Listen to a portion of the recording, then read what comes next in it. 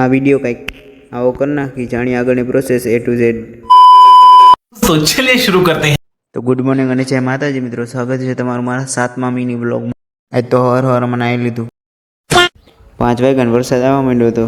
કાલ મેળો હોય, મેળો બગાડવા તો આવવું જ પડે ને। મેં કીધું બ્લોગ આગળ નથી વધારવો અને કેપકટનું ફીચર જોઈ લે। હા ભાઈ, નવું ફિલ્ટર જોઈ લે। કેપકટ ખોલીને જે વિડીયો સિલેક્ટ કરવો એ કરી લેવાનો। ફિલ્ટરમાં જઈ અને સર્ચ કરો ઓસીમાં ચેરી અને પેલું ફિલ્ટર સિલેક્ટ કરો અને 71 રાખી દો। એડજસ્ટમાં જઈને બ્રાઇટનેસને કરી નાખો 6, કોન્ટ્રાસ્ટમાં જઈને એને કરી નાખો -6, સેચ્યુરેશનમાં જઈને એને કરી નાખો 18, બ્રાઇટનેસને કરી નાખો -28, શાર્પનને કરી નાખો 27, ક્લિયરિટીને કરી નાખો 97, ટીમ્પને કરી નાખો 11, યુને કરી નાખો 10 અને પછી બસ। હવે વિડીયો કરી લો એક્સપોર્ટ અને જોવો કમાલ।